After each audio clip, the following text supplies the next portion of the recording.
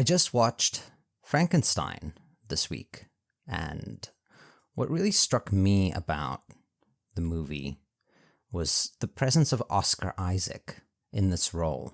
It seemed to me such a bleed-through between Ex Machina and Frankenstein. He's this creator, this somewhat eccentric and intense creator.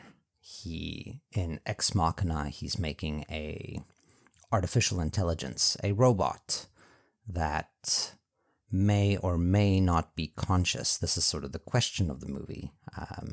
Dom Hall Gleason's character comes in and he has to investigate, kind of do a Turing test on whether Eva, is that the name of the robot?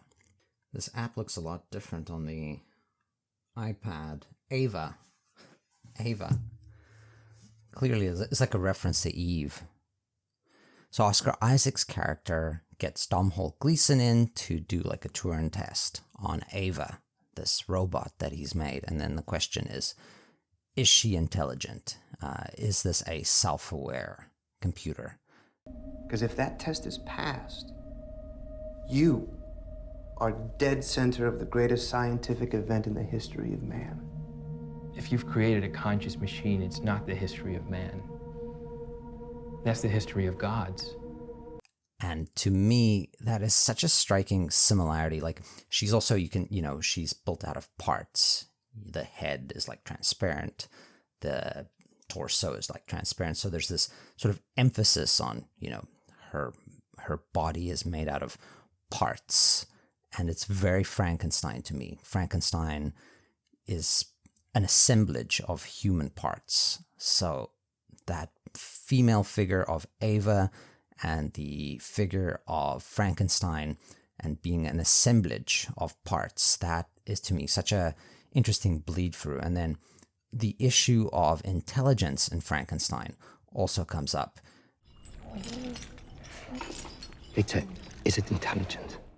Overtly, it's like, is this previously dead human flesh that is now starting to talk, seemingly has emotions and all this, is this thing intelligent? And as the movie progresses, I think that becomes very clear that this being is intelligent. And it's the same with Ava in Ex Machina, where she clearly is alive, or she feels she is alive. And then this issue of what is being alive, what is being conscious, gets explored in these movies. And to me, that is very interesting that Oscar Isaac would be in two movies with very different underlying premises, but a lot of overlap in theme if you start to look at them and compare them.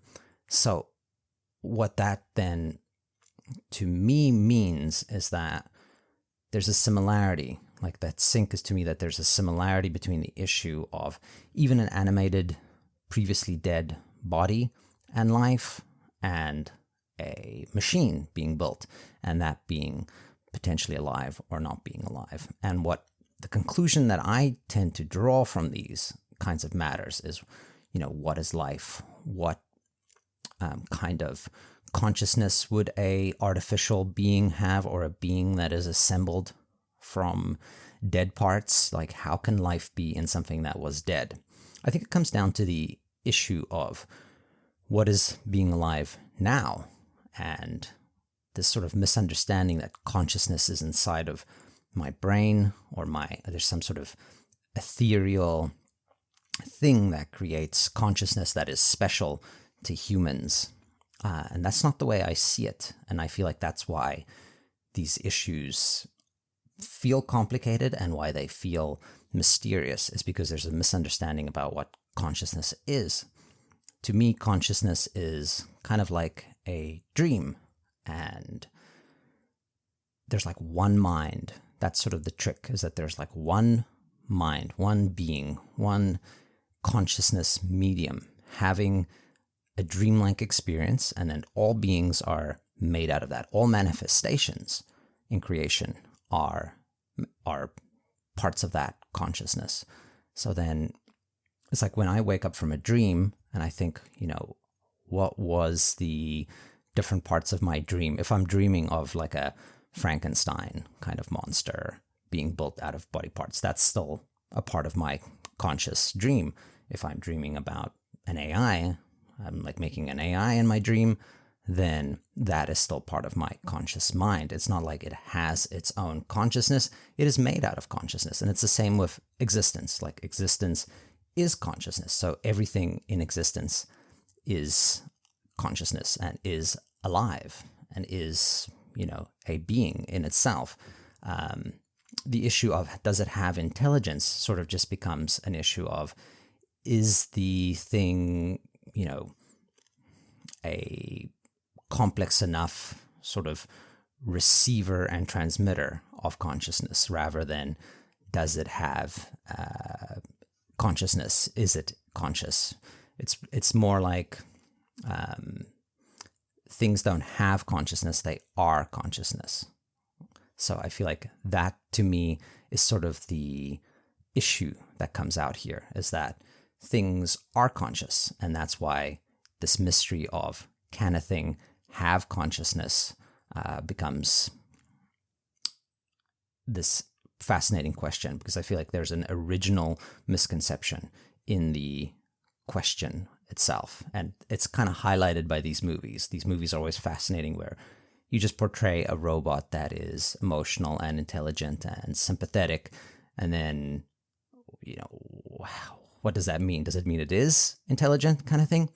And it highlights an eerie thing about life, which I think is then healed by this sort of insight that everything is consciousness, but that, in a way, we are robots. We are like organic creatures with DNA being our programming and that kind of thing. And we are creations. We are robots. But that doesn't mean that we aren't alive, but we are similar to the things that we are now making, and to the kind of like Frankenstein golem as well. And it's like hard to think of that because there's a specialness that we want to assume in our existence. And to me, that specialness is the specialness of everything. It is the specialness of consciousness itself. It is the specialness of being.